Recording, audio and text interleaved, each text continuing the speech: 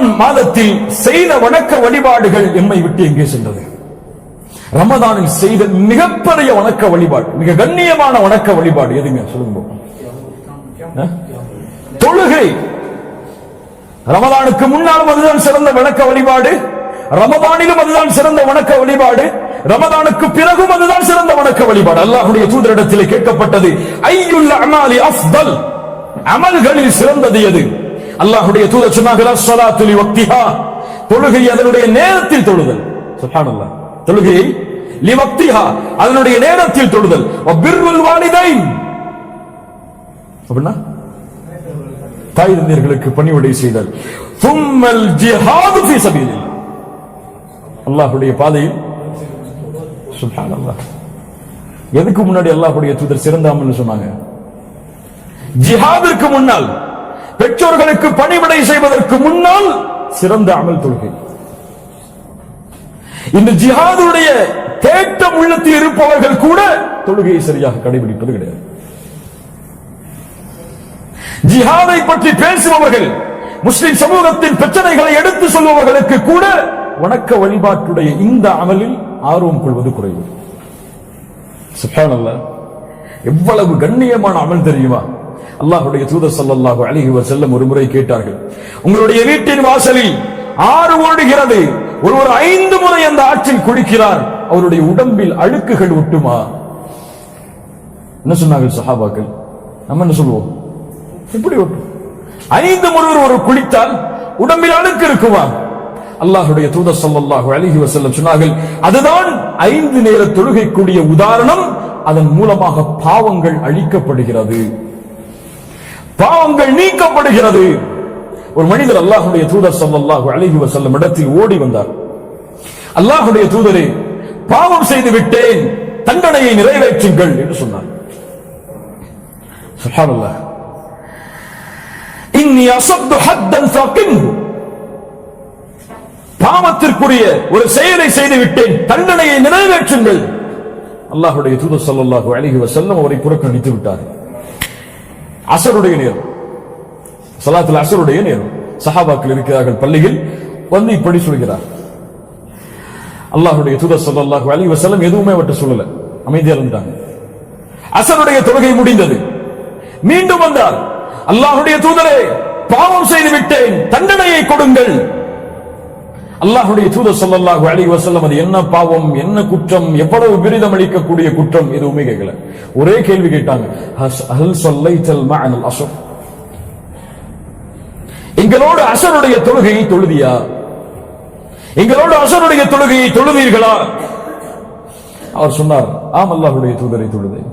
அல்லாஹ்வுடைய தூதர் சொன்னார்கள், இத்ஹப் ஃபஇன்ன அல்லாஹ் தஆலா கத் அஃபா அன்க, நீ சென்று விடு, அல்லாஹ் ரப்புல் ஆலமீன் அந்த பாவத்தை உன்னிடமிருந்து மன்னித்து விட்டான் என்று பொருள் வைக்க கூடாது. அஃபா அஃபு, அல்லாஹ் ரப்புல் ஆலமீன் இந்த பாவத்தை உன்னிடமிருந்து நீக்கி விட்டான். என்ன பாவம்னு கேட்கல. ஏன்? தொழுகை அவ்வளவு கண்ணியமானது, தொழுகைக்குரிய மதிப்பு அல்லாஹ்விடத்திலே அவ்வளவு உயர்ந்தது. யார் இந்த தொழுகையை அவ்வளவு மதிப்போடு தொழுகிறாரோ அவருக்கு தான் அவர் விரும்பாத எண்ணங்களுடைய கூலிகளும், அவர் நினைக்காத பாவங்களுடைய மன்னிப்புகளும் அவருக்கு கிடைக்கும். இந்த தொழுகை ஏன் என்று தவற விடப்படுகிறது? ஏன் என்னால் 5 நேர தொழுகையை சரியாக ஜமாஅத்தோடு அல்லது நேரம் குறிப்பிடப்பட்ட முறையில் தொழ முடியவில்லை?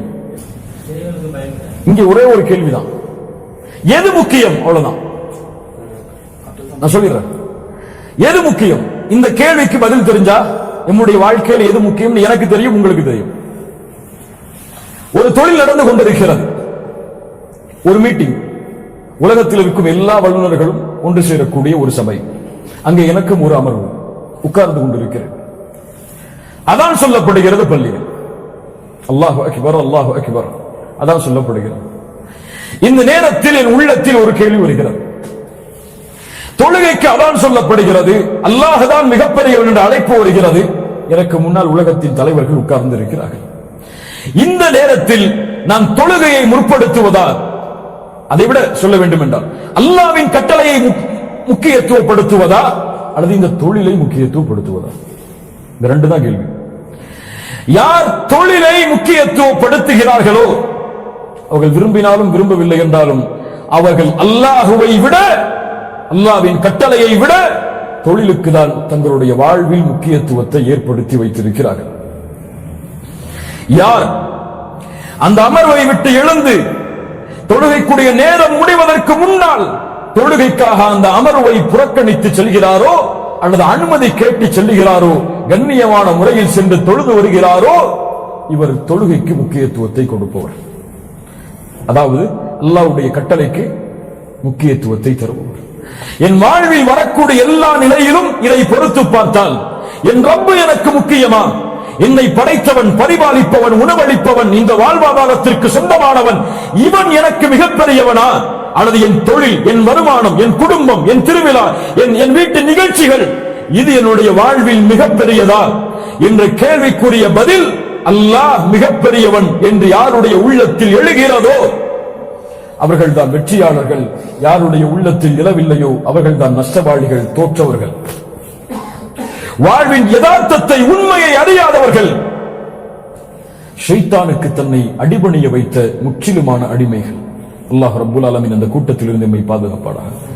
வாழ்வில் ஒரு 10 நிமிஷத்தை கூட ரப்புக்காக ஒதுக்க முடியாத நஷ்டவாளிகளை விட வேறு யார் நஷ்டவாளிகள்?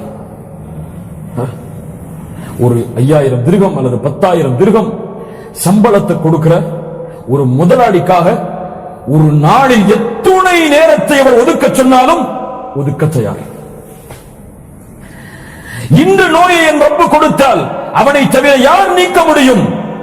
எவ்வளவு கோடிகளை செலவழித்தாலும் அந்த நோயை என் ரப்பை தவிர யாரும் நீக்க முடியாது என்று நம்பிக்கை கொண்டிருக்கக்கூடிய முஸ்லிம் ஏன் ரப்புக்காக அந்த நேரத்தை அவன் இழப்பதற்கு தயாராகவில்லை? இந்த கேள்விகளுக்கெல்லாம் பதில் இல்லை. எவ்வளவு முறை கேட்கப்பட்டாலும், இன்று கேட்கப்பட்டால் நாளை துஹருடைய தொழுகைக்கு இந்த கேள்வி நம்முடைய உள்ளத்திலே வராது. நஃப்சுல் அம்மாரா, நித்திக்கக்கூடிய உள்ளம் நம்முடைய உள்ளத்தில் இல்லை. ஏன் செய்கிறாய், எதற்கு செய்கிறாய், அல்லாஹ் பார்க்கிறானே, செய்யலாமா செய்யக்கூடாதா என்ற ஒரு எண்ணமே நம்முடைய உள்ளத்தில் ஏற்படுவது கிடையாது. சகோதரர் கூறியது போல, கல்லா பல் துஹிப்பூனல் ஆஜிலத வ ததரூனல் ஆகிரா, நீங்கள் உலகத்தை தான் விரும்புகிறீர்கள். பல் துஸிரூனல் ஹயாத்தத் துன்யா வல் ஆகிரத்து கைரு வ அபகா, பல் இன்ன ஹாஉலாஇ யுஹிப்பூனல் ஆஜிலா வ யதரூன வராஅஹும் யௌமன் ஸகீலா. குர்ஆனுடைய பல வசனங்கள் சொல்கிறது, அவர்கள் உலகத்தை தான் விரும்புகிறார்கள். என்னதான் பேர் வச்சுக்கட்டும், என்னதான் முகத்தை மாத்திக்கட்டும், என்னதான் ஆடைய மாத்திக்கட்டும், அவங்க தேடுதல் ஃபுல்லா துன்யா, அவ்வளவுதான். அவங்களுக்கு மறுமை எல்லாம் பொருட்டே கிடையாது. வட்டி ஹராம் தெரியும், ஆனால் சம்பாத்தியம் வரும் என்பதற்காக அதில் இருப்பான். அவனுக்கு ஆகிரத்தை பத்தி எல்லாம் கவலை கிடையாது. எவ்வளவுதான் வட்டியை பத்தி சொன்னாலும் அவன் கவலையே பட மாட்டான். இன்னைக்கு வட்டியை பத்தி சொன்னா அடுத்த நிமிஷம் கிரெடிட் கார்டை போய் கிழிச்சிட்டு இருப்பான். அவன் வாழ்க்கையை படித்தான். அவன் மாற வேண்டும் என்ற எண்ணமே அவனுக்கு ஏற்படுவது கிடையாது. எப்படி மாற்றுவான் தன்னை? சுப்ஹானல்லாஹ். அல்லாஹ் ரப்புல் ஆலமீன் நம்மை பாதுகாப்பானாக. நம்முடைய சமூகத்தின் நிலைமை எப்படி மாறிவிட்டது?